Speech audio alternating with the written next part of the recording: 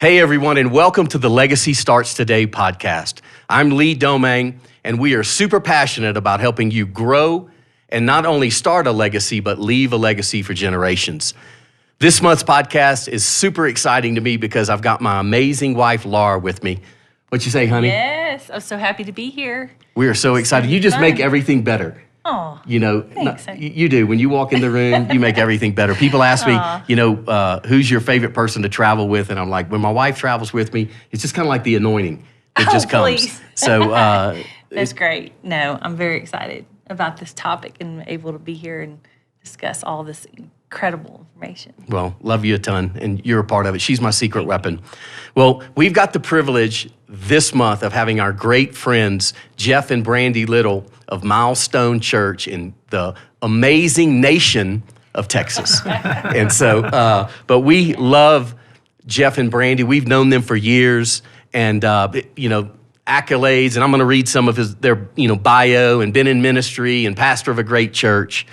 But what I love about Jeff and Brandy Little is they are two of the most authentic and amazing, not only leaders in the body of Christ, but just their heart for each other and their heart to raise kids. Their focus is on first their family and then ministry.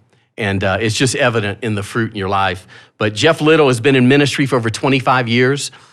In 2002, he planted Milestone Church in Keller, Texas, where now thousands of families, they reach people and build lives throughout the DFW region.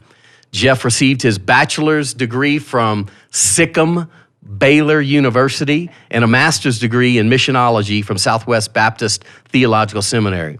And he's currently, and I didn't realize this, brother is working on his doctorate at Southeastern University. And, I went to LSU for 2 years, and it was a mutual parting. But so I celebrate you. But authored two amazing books, It's Worth It, and most recently, and this book, I think, is one of the most timely, best resources that business people and pastors, leaders, men and women in leadership that want to grow, is called The Way to Win. And Brandy is passionate about leading the Milestone Women's Ministry and seeing women realize their value and discover their place. They have 4 amazing children, and I know them all, Hannah, Caleb, Lauren, and Lainey Kate, and are deeply committed to building a strong marriage and a loving home. But what I love the most about them is how they are so intentional. So guys, we love you, and we are so excited you're here. We love you. Thanks for having us. We're excited an honor. to be here. Well, you guys live it. There's some people that talk about it that can even teach really well, and they'll give you instruction. It's kind of like when somebody's in their 20s or 30s, they try to teach you about how to raise kids. And then their next book when they're in their 50s is they teach you how to pray. Yes, Yeah. that's the truth. Right? Because those kids develop your Yes, prayer life. for sure. But there's a lot of different topics that we could talk about, and one, we're just grateful that y'all would invest some time with us because it's real special. This topic on family. Laura and I, and our story is one of our marriage could have went a whole different direction early on. Mm-hmm. And God really got a hold of us. And, we have our 5 kids, and now we have 7 grandkids. Wow. We have 5 and then 2 more on the way. And so we're really excited about that. But, Milestone Church, which is one of I call it one of the, if not the, and I say this publicly, and you don't even know this, but I think it is either the or one of the most healthiest churches in America. Oh, wow. And it's been because of the consistency in the leadership and really the tenacity and the way that you guys lead the church and the team that you've built. I've seen it firsthand, and it truly is a miracle that's happening there. But you started out in a whole different dynamic. And I want you to unpack some of that. I know the church is, 20 years old, but give us some of your story. I want to go back to even in the 90s a little bit. Okay. To talk about those beginnings. Well, I actually was in ministry before we got married. And so I was the pastor. We got married. And before we could go on our honeymoon, I had to go back to my little Central Texas church right north of Waco. We got married on Saturday. Yeah, we got married on Saturday.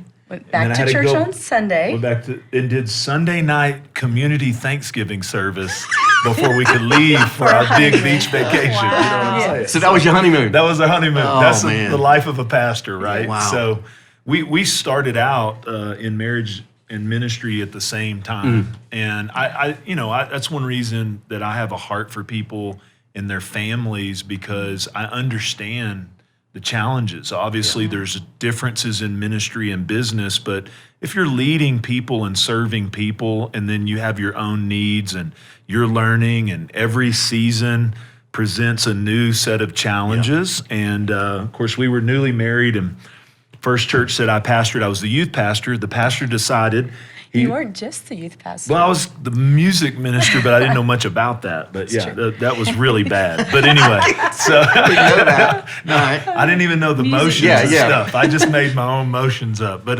anyway, Well, and they assumed it was a package deal, that I'd be able to play the piano and all of Yes. that, but which is hard. I want you to talk about that, because also I think the pressure on the home in ministry life sometimes too is not just the pressure on, the husband, but the wife. And especially today, I think the wives feel a pressure of, what am I supposed to be as a pastor's wife? And especially as your church begins to grow and you want it to grow. So I know I'd like Brandy to talk about that. But yeah, they wanted her to play the piano. I'm like, well, that's a problem because she doesn't play the piano. I was the youth pastor. The pastor decided to get a master's degree in history. He didn't want to be a pastor anymore. They didn't have a lot of options. I started preaching in my home church at 16. So I knew a little bit about preaching, didn't know a lot about leading a church, but they didn't have any options. So they voted me in as the temporary interim pastor. Now I was really That's a lot of confidence. I was really Temporary excited until I interim, realized temporary and interim mean the same thing. They were saying, look, this is short-term, brother. Don't get settled in. Yeah, you don't buy a house. Rent it. Most of the we had a people, parsonage. yeah, we had the parsonage. They had us right there, just at arm's length. But they said again, most of the people there probably walked the earth with Moses. That was 21 years old. They would say, I don't think we can follow you. I thought, I don't think I would follow thee actually, but God had our number. We really the first ministry experience was very challenging. The church was a 100-year-old church. We were trying to change things. It created incredible tension. I wasn't exactly the most polished leader with instituting change. I made some mistakes, but I think just the foundation of our relationship, honestly, we just have always had this phrase, one team, one vision, Mm-hmm. So what the enemy wants to do, Jesus said, God joins us together, let no man separate. When we know the enemy's strategy, it's to divide us.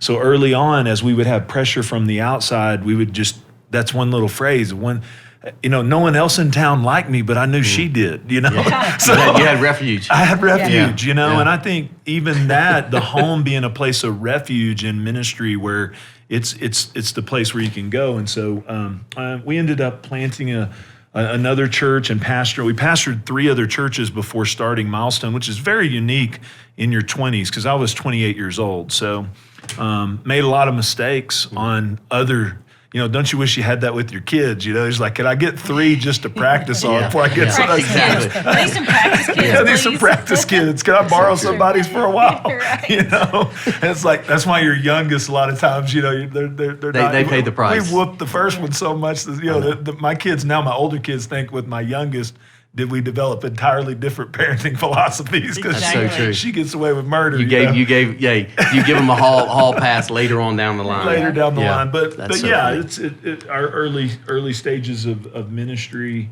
life. We just started to recognize how important it was that our ministry would never go any higher than our marriage, and just that's began good. to say we've got to invest in this, because as this goes, everything else will go.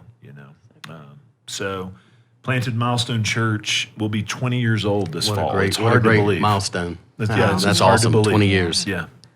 Wow. Yeah. So let me ask you this: you launched the church. God called you to. How was that from? Because you started this. I mean, you guys were like a church planter, Yes, right? yes. There was no like board or mission board to come underwrite your project. No. It was like you had to go and connect with families and start from scratch. Yes. Yeah, uniquely, I mean, I think I think pastoring and parenting and church and family, there's a lot of similarities, so in our church, we have a core value of spiritual family. I actually have people in our church that I've been their pastor since I was 23. And it sounds kind of cult-like, but they moved with us. I mean, they sold their businesses, moved there with us. I didn't have a lot of startup costs. There was no $40,000 ARC blessing that didn't exist at that time. Right. I didn't know anybody in the Dallas-Fort Worth area. I didn't pastor in the area, so I didn't know anyone. Didn't have a big marketing budget, but what I did have is I had 30 people that I was their pastor. And I had some young people that we had reached on college campuses, some people who were really kind of parental in our lives, and they believed in what we were doing. And so we moved there and started in a cafetorium. And man, I mean, you know what I'm saying? Coke machines line the cafe. I'd be preaching in a 3-piece suit. I don't know why I had that on in a cafeteria. In the cafeteria. But they'd get up and get a Coke. You're just like, dude, we're trying to feel significant. You're getting a Coke during the middle of my message. We're trying to be a significant church. Overhead projector too. There's no cool screens. Oh, so you had the little things, the little, oh my God. Yeah, no, it was not. So there was no LED wall. No LED walls. And I mean, we started 165 people the first Sunday and went down to 76. We didn't have a lot of resources. We invested all of our home equity, everything we had. I missed 7 paychecks, used up all my savings. And if I didn't have some of the relationships, I mean, Pastor Jim LaFoon, Steve Robinson, men in these relationships that I had that were really, these 30 people were family. Yeah. And I believe 90% of them are still in our church today, which is rare for a church plant. And you're still in deep relationships with those guys you mentioned. I've seen that firsthand. And they just, I mean, I almost quit. I did. There was 2 times where I know if I didn't, it doesn't matter how strong your personality is. We all need that. We all need those relationships. And so I'm just thankful for the people.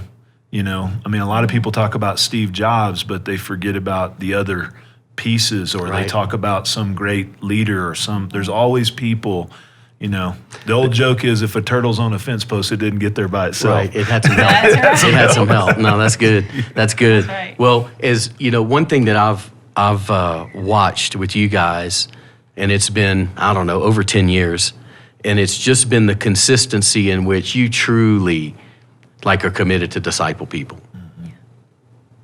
Like, you can go old school discipleship, but you live that. I've seen how you have poured. I'll never forget. It changed my life when I went to your church, and you said, "Hey, Lee, let's go to this business, my basically your Bible study, your men's group." And we went to this guy's office, and he had a boardroom, and it was these guys in there, all of them very successful at what they do.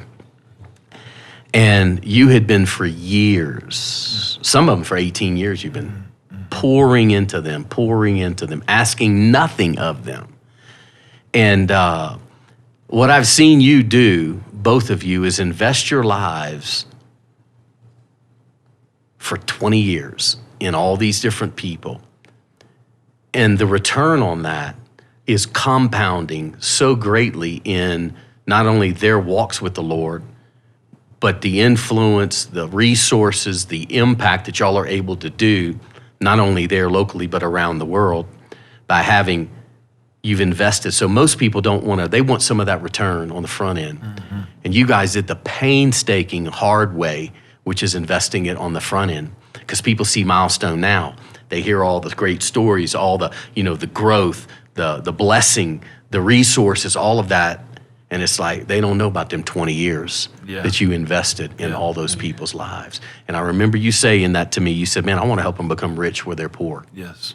And that changed me that day, that it's like, no, it's worth it. You can't, no matter how your gift is in speaking or how eloquent or your jazzy new building or whatever else, at the end of the day, and COVID 2 years has exposed a lot of that. It's true. Is what is the depth of their relationships? It's the same. It hasn't changed. It's still discipleship. It's still leading people, and we need each other. I said everyone needs an upstream and everyone needs a downstream. Yep. You can only get wisdom from an upstream, but you have to give it away to a downstream. Yep.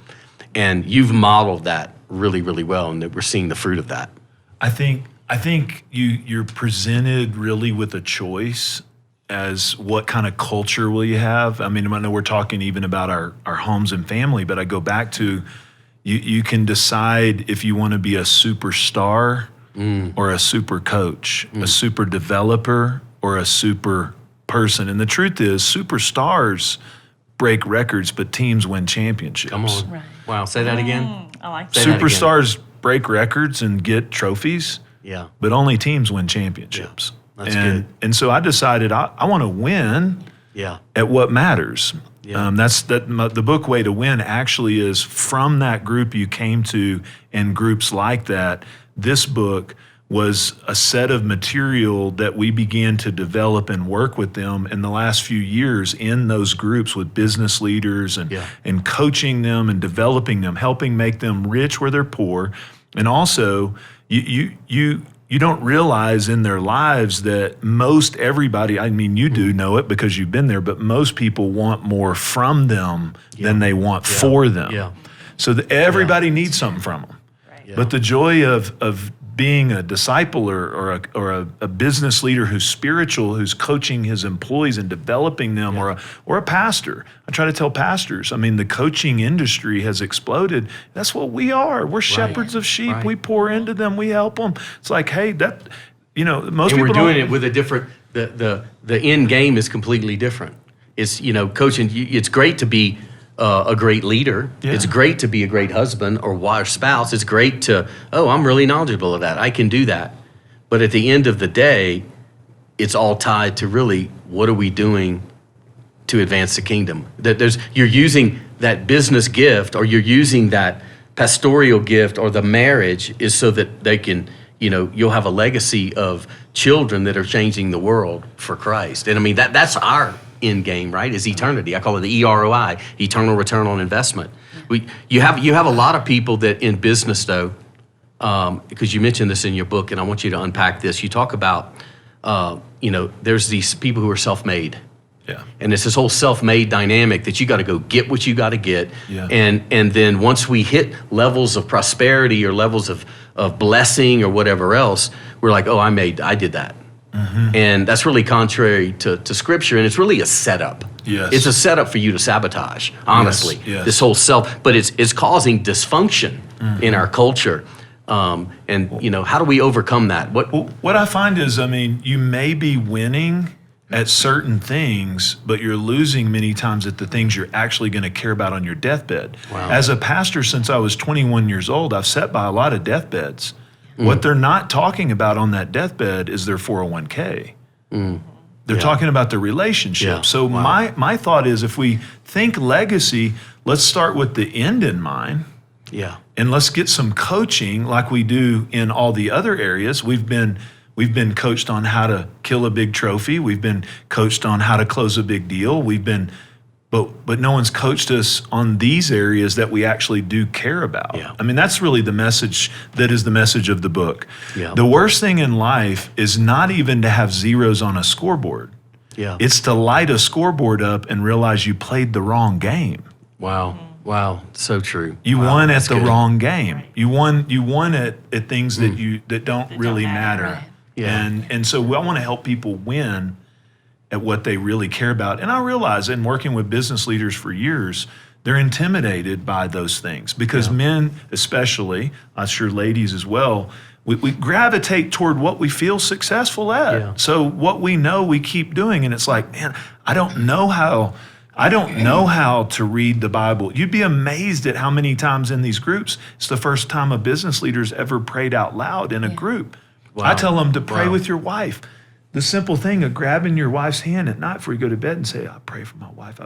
They'll walk into a Fortune 500 company and put a presentation on like a shark.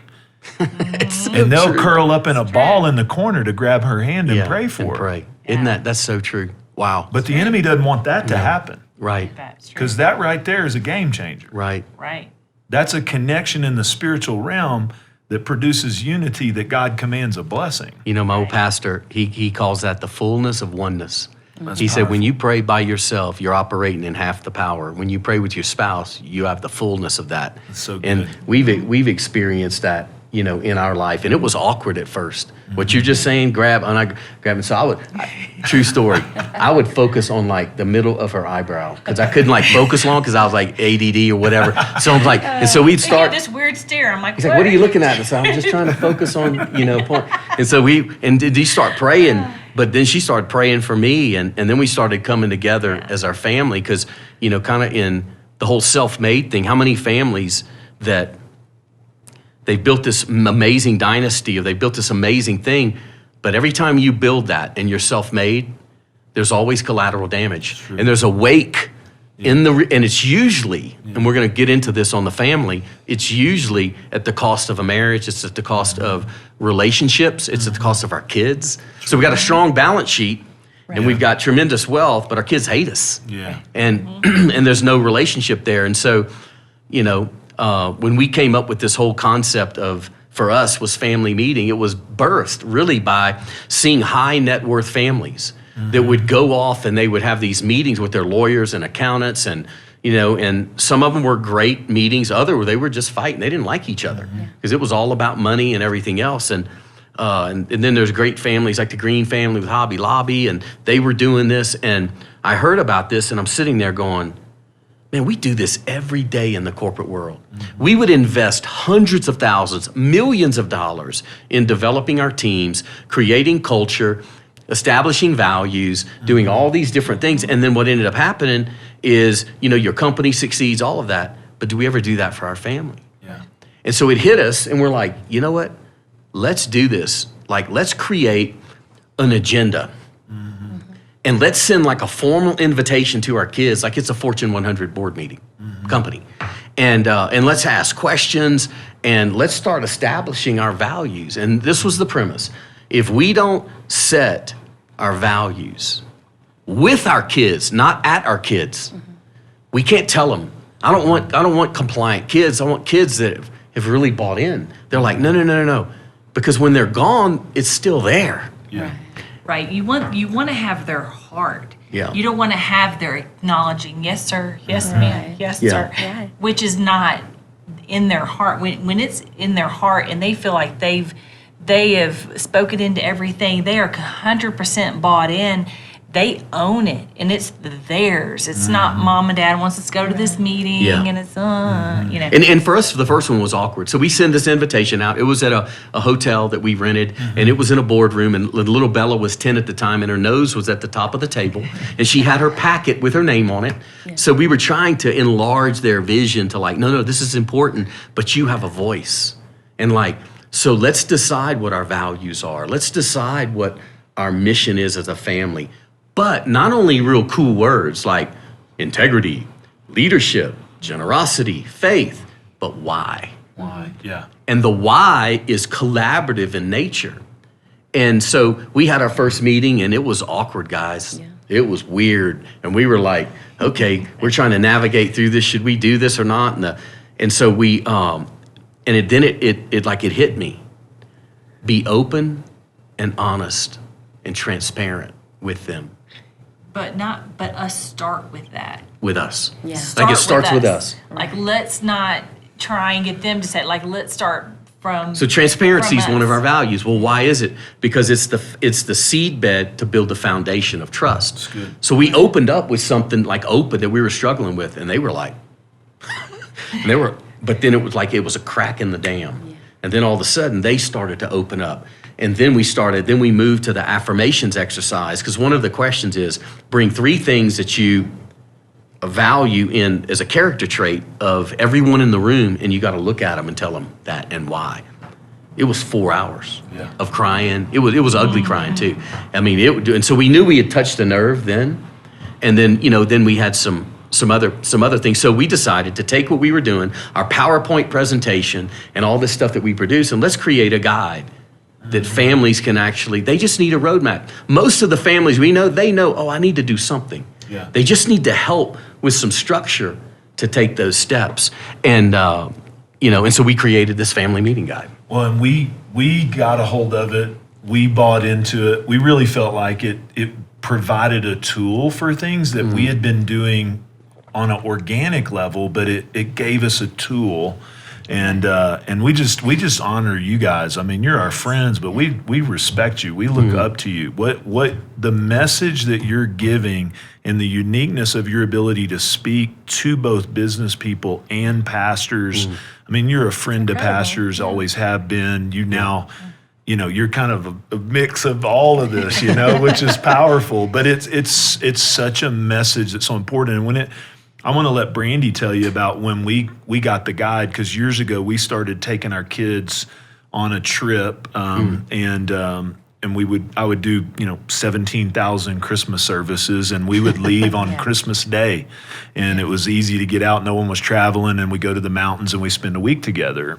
And it's in those times we would do a specific Bible study together. We would go around. We'd create this environment. Whereas they got older, I realized one of my biggest things, I think, as driven leaders, we hurt our kids at times without meaning to, pushing forward or wanting them to take steps too fast. I mean, as my kids got 15, 16, 17, those downtime, parenting in non-conflict moments provided some atmospheres for me to do some things that, again, I don't know that I would have. I learned from some other people. I was just setting the table. That would be my encouragement to somebody out there, because, a lot of times we think we got to know the specific techniques. We got to know exactly what to do. But a lot of times it's just the sincerity and the investment that they respond to so many times. So we had been doing that. And then I heard you talk about it, and I was like, man, we're getting that. So I got the guides, put everybody's name on them, and we went to the mountains. Yes. So tell them about our first time with the family meeting guide. So we got it all. We were excited about it. And, again, we've always liked to create experiences for our kids. Yeah. But in the experience, we always want to create the moment. And so this was another opportunity to create an amazing moment with our children, but even at a more intentional level. And so, I get up and I make a big breakfast, and I'm like, okay, everybody's got their, this is your book, make sure you've read it, and, there's a little homework that you got to do before you get here, and be prepared, and so I'm making a big breakfast, and, and of course I looked at it the night before, and you're looking at it, and it's like so easy to just sit there and just talk to your kids, but then to write it all down, like how would I express how I feel about this child and this child, when you get the affirmation exercise, which is so powerful.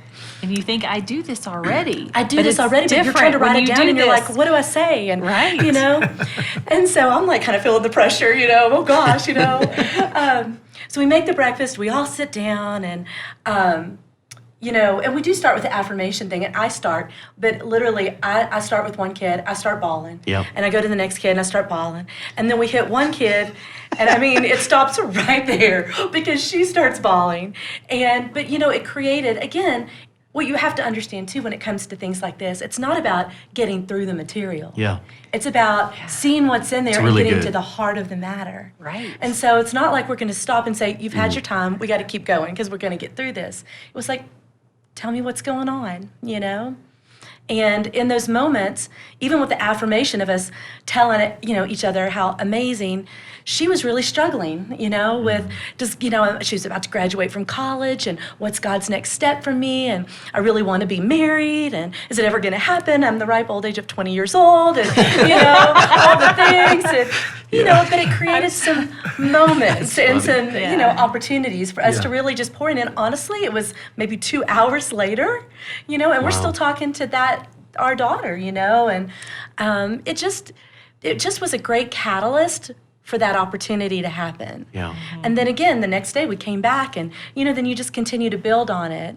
But honestly, it's a moment that even now we go back to over and over again. Remember, and of course we give her a hard time. Remember that moment, It was a big breakthrough for that child who we just had her wedding, which was a significant legacy moment. And it was just a powerful deal where she needed the family to believe for what she was believing for. So we came together as a family to believe with her.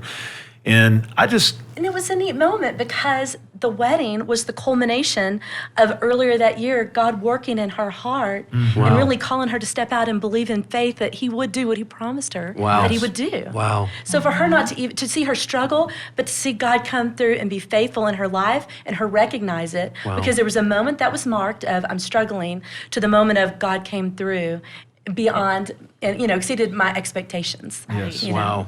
So just really powerful. It's amazing. The questions on what would you do if you, this is a great question, the question on giving and if money were no object, and in these settings, you learn things about your children and they're with you all the time, but at the end of the day, we don't really know them as well as we think. And also, we assume things a lot of times about who they are and how they're motivated, what they're dreaming about, what they're really dreaming about, what they're thinking about, and the warfare that they're under. I just want to say, for me, the tool is a chance to engage. Years ago, I wrote a book on identity. It's called Who Am I? And just, identity, when you talk about discipling people, it's one of the big rocks. I mean, salvation and those things are key, the word of God. But when you talk about, I want to help you become who God's called you to be, your identity is massive in the picture, how you see yourself and knowing who you are in Christ. But I got to a point in the book where I wanted to write to parents, and I wanted to write to young people, and I wanted to write to teenagers. And I started having teenagers, and I began to see the warfare. And I guess every generation says, it's harder now, it's harder now. Let me tell you, the technology of our world today, the isolation, the loneliness, the anxiety. Right now, recently the Surgeon General said the human population we don't have as much of a medical pandemic as we may be coming out of that, but we have a relational epidemic of loneliness and anxiety. And 32% of the population experience loneliness on a daily basis. You're 50% more likely to experience it if you're around another lonely person because it's contagious. And when I say the lonely concept, I'm not talking about alone, like you're not around people. I'm talking about no one sees me, no one values me, no one cares about me, no one wants more for me than they want from me. Our kids live in that isolated world of today, and they have so many voices. I went to our high school, and I asked them, can I use the library? Can I just have some students from the high school as a local pastor just to encourage them? And I brought cameras in like we're having this podcast. And I just started just asking these kids, just tell me where you're at. Tell me how you're doing. Just how you doing. By the first one, I was crying. By the second one, I was bawling. Every one of us were in there just listening to. We went to school. We had pressures at school. We went home. We got a cookie and a glass of milk, and we left all that behind. They bring all of that pain and all of those all of that stuff right into their bedroom, and most of them have no monitoring, and they're dealing with this. When I got to those chapters of that book, and I preached last weekend on family. Last week, I'm never depressed. I'm never discouraged. I'm never. You had a lot of spiritual warfare. I just felt sick. I really just had to confess scripture. When I wrote those chapters in Who Am I on Identity, 3 times I said, I'm not going to do it. I'm not going to do it. Wow. Because my family has challenges. My kids aren't, you don't want to talk about this because we all have so much pain, and they're growing along, and you're afraid if I step out and talk about it, will the enemy attack my kids? And I believe in churches today, it's harder for pastors to talk about family, home, kids than it was to talk about money 25 years ago. Because we all have pain. And if anyone's listening to this and they're like, well, Pastor Jeff and Brandy, they got it all together. No. All I can say to you is, I don't have it all together, but it is my focus. It is my focus, because I've already had a big church. I've already had thousands to preach to. And when you walk off that stage, you don't care as much about what those people think as what the people who know you the best, love you and respect you the most. That's what you care about. Now, I know there's a young pastor out there listening to me, because I was one. I mean, I would listen and say, well, that's cool. Let me get a big church and I'll try it. Well, a big church might eat your lunch if you don't lay these foundations now. And you really should build your church like you build your family, Wow. spiritual family. Yeah. And good. so it takes, it's always been challenging. And kids have a will. So we're not sitting here predicting a formula of any sort. Right. Kids have their own will, they have their own choice. But what I am saying is our level of engagement, and I'm challenging people in our church right now. I would say this to pastors. Even church attendants are coming to church. It's more casual. You know, you used to feel bad for not going to church. Well, here's what I say. You have to feel different for coming now. You have to, it's not you feel bad because nobody feels bad anymore. But if you begin in your community to say, we want to help you with what your kids are battling and what your families are battling. Let me just tell you, talk about making somebody rich where they're poor. Yeah. They're going to You'll get to church. never love anybody more than when you love them through their kids. Right. That's right. You love my kids, let me just tell you, we're friends. Right. You know what I'm Right. saying? No, 100%. And so 100%. it's the level of warfare. This family meeting guide, what I would say is it's a practical tool to engage something that requires a intentional, diligent battle. Yeah. It's not going to happen casually. No. It's going to be You gotta on stick with it. purpose, strategic, Right. full-on fight. Right. Every demon in hell is going to try to That's get you to right. stop you from Right. doing it. That's right. And I would say for those that are intimidated or just you know what, be authentic, be transparent, be open, apologize for their hurts because you get them talking, they're going to also share with you some stuff Yes. that, and you're like, I changed your diaper. What do you mean? You got a problem with what I did? Let me tell you something. You know, you And kind of they want to will. get defensive. Right. You do. know what I'm saying? You do. Hey, Yeah. who fed you? That's right. You know what I'm Right. saying? That's right.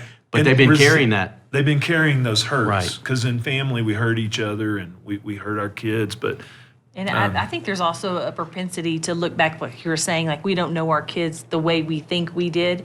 And this is something that I've noticed I've done with my kids as they've gotten older. You kind of freeze them at a certain age and feel like, oh no, they're like this. Well, they grow and evolve just like Yeah. we do. true. And they may no longer, want to speak out in public, or they may now want to, or oh no, they're shy. They don't want to do that. You know what I'm saying? I mean, you have to true. give them room to grow and realize they may, they have the ability to really change some of their, whether personality traits or things that you don't freeze them at that age, It's true. And But if you give them a safe place to where, by being transparent as parents, and you set the tone to say, this is really like we really value not only you as our child, but we value what you think. We value what you're dreaming about.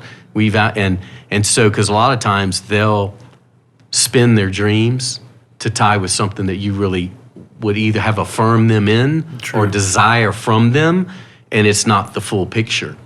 And so as we found, is unpacking that. So we've done this 6 times, 6 years.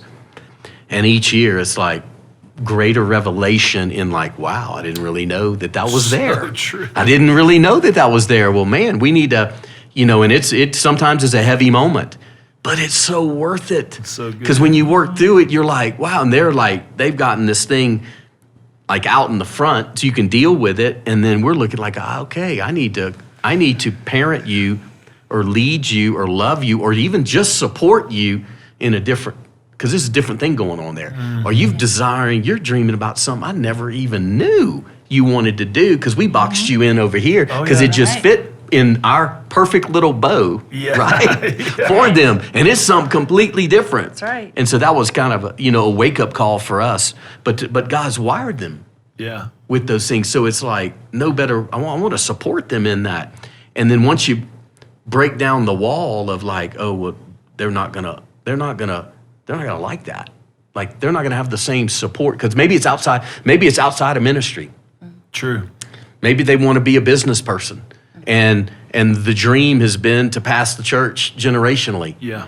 And they don't want any part of it. And it's like in supporting them, in that business setting, or it was a shocker for us, but it's worth it So powerful. to be intentional. What- Perfection's off the table. That's not even Yes. it's because we got we try to limit the wounds, but we have scars. Yeah. But scars can have wisdom. Yeah. And if you're communicating to them and they're open with them, because they know when you're smoking them. Yeah. They know when you're just, kind of cutting them short, or, hey, you need to get, like, I'm cutting you short to get the direction I need you to go. Yeah. And they know that. Mm-hmm. And so either they're going to acquiesce so that they can get like, I don't have to deal with this, or, and which is the second, is what we desire from our kids, don't agree with me if you don't agree. Let's talk about it, especially as they're older. Yeah. It's like, no. You've got opinions? Okay, let me hear it. Let's talk through it. And the family meeting created a safe place. Safe place. To where it wasn't dad or mom dictating. Yeah. It was collaboration. So good. And that was one thing, because they were been used to their whole life me dictating. Yeah. Strong directional leaders. And I learned that even when I didn't feel like I was placing an expectation, I'm placing an expectation. Yes, you are. Because I'm a strong personality, and our worlds are big, and the expectation on them, it creates that safe place where we just lower everything. We come together. People get open. It's such a powerful tool. So, generosity, you mentioned that earlier. Generosity is one of our values, and I know it's one of your guys' values.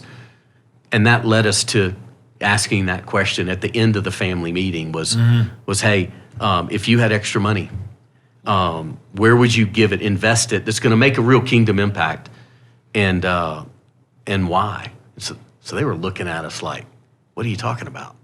And it's not about the amount, to everybody listening. This is just, but God's called every one of us to be generous. Definitely. Everybody to be generous. Some people do have a gift for it. But I left in the original setting of the values, we had 8. And I held off. I was not going to be the one that said generosity. And I wanted to see if they thought it was. And we're about done, and we're going to lock down our 8 values. And then my daughter-in-law, London, says, well, duh, Dad, generosity. And I'm like, well, is it? Well, yes, it's one. And everybody's like, yes, it's a value. We're all about I said, that. okay, then that'll be our 9th value. And but then it hit us. It's like, let's end it with making God's really doing something in this, but really making a generous act into things that we're all a part of. And it was so unbelievable what they started talking about. Like, I was like, ooh, I didn't know that. You're really passionate about wanting to fund that. Did y'all experience some of that? Mm-hmm. For sure.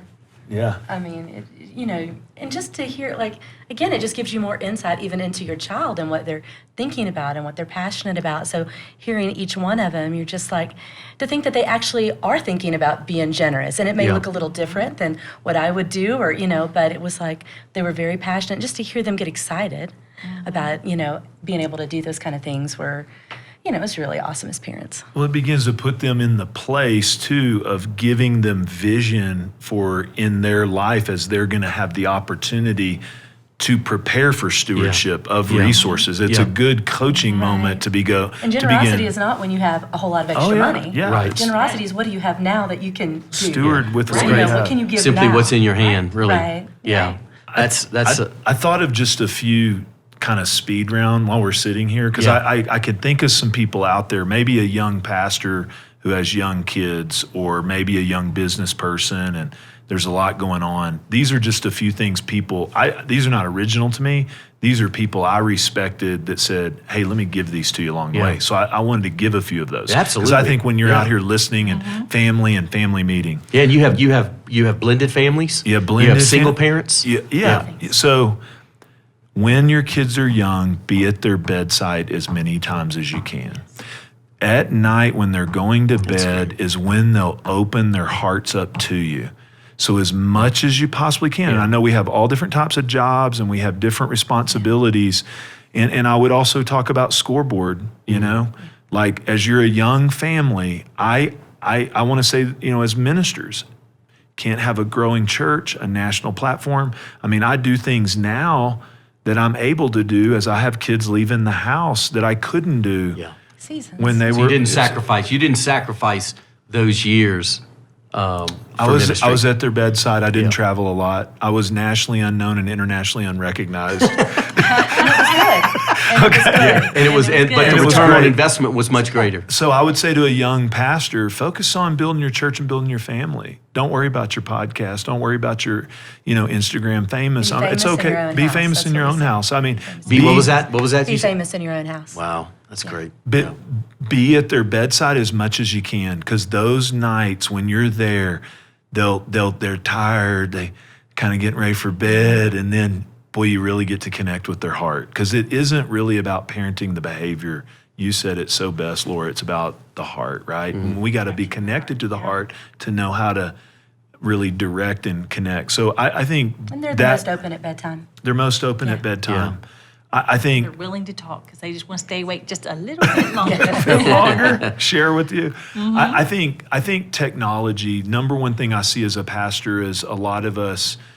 We're really not vigilant enough as to, and I'm not just talking about the dangers of pornography and other things which are very present, and it's not a matter of if, it's a matter of when those things become part of their worlds if they're on technology, but it's also knowing the voices in their life. And so our parents were like, who's your friends? Who are you going out with? Well, the voices speaking to them through the channels and mediums that they have today have a lot of influence. So the vigilance that we need to have. I have to say, we're the first parents to parent kids with technology, right? So we're pioneers in this, and I wasn't vigilant enough. I'm upset with myself. Like we were very vigilant. And I thought I was real vigilant, but I just, it's kind of out of sight, out of mind. And most of the people who created the technology, if you listen to them, actually, most of them don't allow their kids the same access to the things. I mean, I would say technology is a big deal. I think these moments, the investment of these moments is so powerful, right? Like taking time away to be able to invest in it. I'm not talking about just the elaborate vacation, but creating the moments with them. Yeah. Our boys having, manhood ceremony, having a moment, calling them into manhood, having men around their life. I would encourage, families to learn something about that. Raising a Modern Day Knight, the books, things like that, where you bring them into these real significant moments and speak over their life and put spiritual leaders around them. And simple moments. We even, as simple as when our kids were growing up for Valentine's Day, we had family Valentines, and the boys would, serve the girls, and sometimes it was heart-shaped pizza from Papa Murphy's or whatever. Right. But we would turn music on and light candles, and we would dance, and and our kids just treasure those moments that we really poured into them and showed them what real love is and that kind of thing. So it doesn't have to be costly or this big vacation. It can be something that you do in your home that just adds value to you. Just a few thoughts. I mean, because sometimes people are like, kind of, what do I do? But I think as they get a little older, the tendency is the enemy to separate them from you. And I would say to somebody listening to me right now that has a teenager that feels distant, when I have 3 daughters and they become women, and there's kind of this awkward phase there, right? Where it's like, Dad. And I would say when your kids are going through the rejection of the world, when the world around them is unstable, they're looking for the one thing in their life that is stable. The only problem is we don't tell our kids how unstable we are, how their affirmation of us, their rejection of us hurts us really bad. And we're awkward and we don't want to press in. So I would say to a young pastor or a business leader, if your daughter, you feel a little distant, she's not your little girl, hug her more. Hug her more, love her more, rub on her back, kiss on her, just love on her. When that boy starts pulling away, Mom, be as big, pull him in, hug him, make him some cookies. When they want to reject you, what we can't do is let that rejection stop us from pressing in. And I want to just encourage somebody out there who's like, I don't know what to do. They're distant. Don't stop. Whatever you do, don't stop. Just keep loving them, keep pressing in, inviting them. You know, and for someone maybe who's raised their kids, because I have, you know, a lot of empty nesters in our church, and they're just like, it's never too late. It's never too late to go. I had a moment in the foyer the other day where there was a blended family, and it was the wife who she was the new marriage, and she had some children, but his older children had struggled with him being remarried, and she comes to our church, and they had a distant 35-year-old son.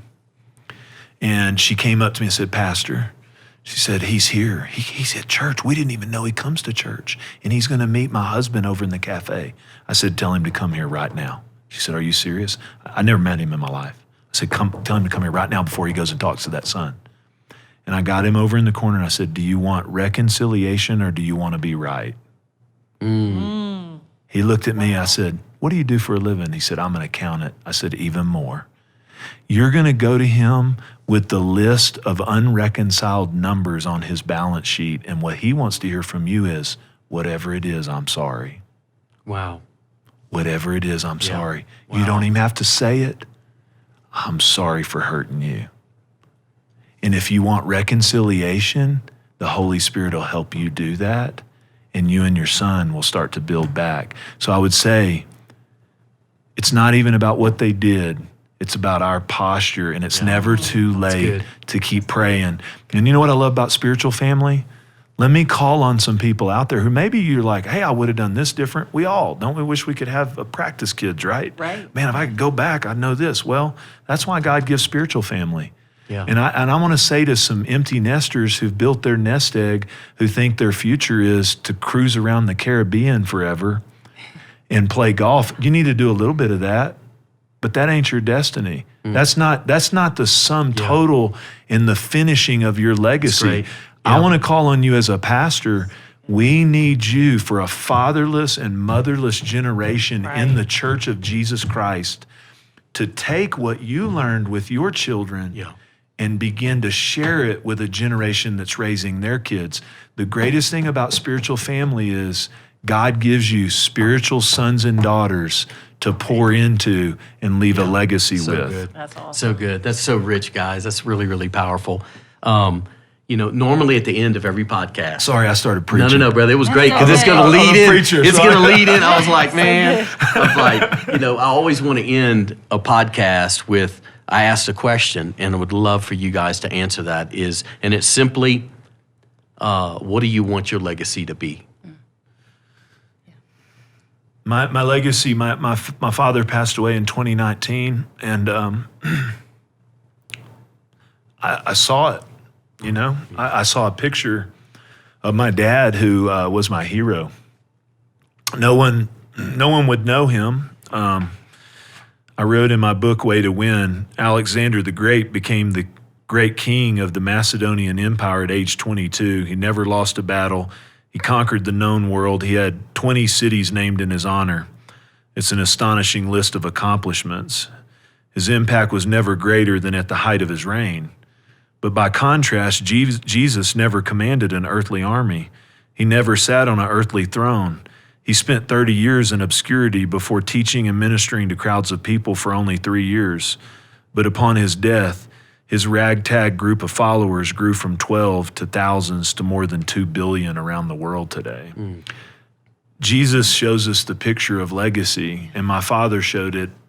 He wasn't perfect. Most people wouldn't know him, but he valued family. My value for family came from his investment.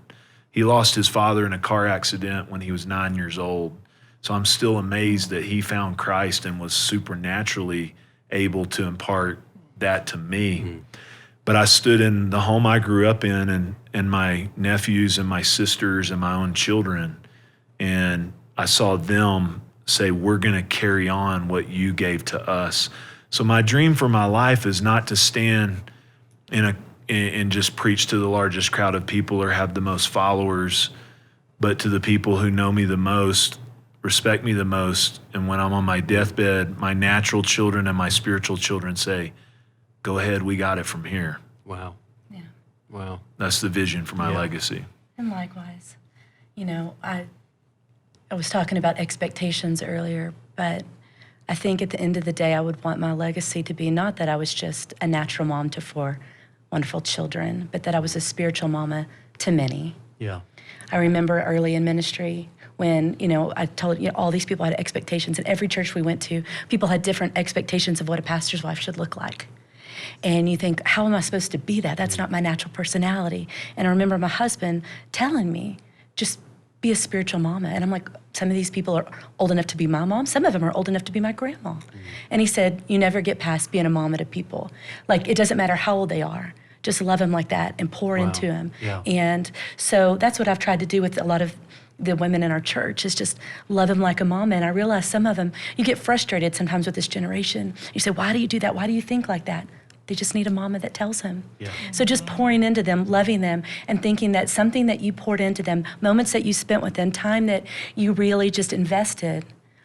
So I'll brag. My wife, people see her speak at a ladies' event, or and she wasn't naturally drawn to that, but she's become. She's their favorite, especially in a local church. They don't know who all these other people are, most of them, and they love her. And she does great with that. And she was called to be a pastor's wife, and she's a phenomenal mom, great pastor's wife. But recently she started taking our new staff members' wives, or even if they themselves are on staff, young, and taking them and spending a year investing in them. Wow. New to ministry. Let me tell you about kids. Let me tell you about ministry. Let me tell you about stuff I wish someone would have told me. Spend a year with them, new on staff. And I hear everybody say these millennials and all the jokes and, this generation. And I heard a guy the other day was telling me, he's like, well, nobody wants to work. Kids don't want to. I said, well, with the amount of opinions you have about it, you have 15 at your house that you're discipling, right? So we're just talking, but we don't have any action. Right. And man, I would say that I'm calling on everybody listening to me that we need you in the game, Right. for a generation that's hungry for somebody to love them. Yeah, you don't have to be a Bible scholar. It's not like you're trying to impart these deep truths all the time. There's a lot of things that are just things that you take for granted. Tell them how to cook a casserole sometimes. Tell them how to, you know what's funny? Simple And I'll take things. questions they can put in anonymously. They all write in and we shake it all up, and I'll answer their questions. And sometimes they just are like, I know that you know how to host a great party. Will you host something at your house and teach us how to do it? Wow. Throw a baby shower, That's what we wedding take for shower, granted. things It's like just that. normal. Just loving on them and just pouring into them like a mama would. And along the way, you're discipling. Hey, you care about that girl? What are you doing with her? You're worried about her? Bring her in under your wing. Whatever's been imparted to you, impart to her. Yeah, that's great. So Good. Wow. Well, we love you guys a We ton. love you. Thank you all so much. What a great conversation. Yeah. No, We this love is- you, respect you, Kingdom Builders. I would say to any pastor out there or business leader, it's not just even the family meeting guide or some of the tools, which are great tools. It's really an impartation of the values that we can bring to one another's lives as pastors, as business leaders. And I would just say that to maybe a pastor out there or a business leader, that the value that you have to offer, and maybe a pastor who may think, well, I need to raise more resources for a building. No, actually, what I would love for you to do is get connected to Kingdom Builders to build a culture Right. And that's so in a family that can change the world. Right. And that's what I love about you guys, is because it's not just tools, techniques, and podcasts. Yeah. It's the culture of your lives. And Well, I thank love you dearly. Thank you. Well, we believe this episode's going to help a bunch of people, and want to thank everyone for listening to the Legacy Starts Today podcast. I want to encourage you that it's never too late to start. So I would encourage you to get the family meeting guide, read it, digest it. Whether you're a family that's blended, whether you're a single mom, single dad, you're like, well, man, my kids are too young, too old. The family guide will take you through touching on each of those areas. The key is to be intentional and start today. Don't wait till tomorrow, simply start today. And I think many times people see their legacy as something that's going to happen much later down the line. But your legacy starts today, and it's not going to be impacted until we're gone. you know. And so I just want to encourage all the listeners that the family meeting guide, you can go to KB or kingdombuilders.us, and the resources are there for you to get. As well as, Jeff, how can we find the Way to Win and all of your other resources? On our milestonechurch.com website, it's right there on the front page, Milestone Resources, and you can go there and you can purchase the book right at milestonechurch.com. So go to milestonechurch.com. Jeff has some fantastic resources there. If you're ever in the DFW area in Keller, you want to go to a great church, I highly encourage you visit Milestone Church. But check those resources out, and then remember, your legacy starts today. Thank you so much, and God bless you.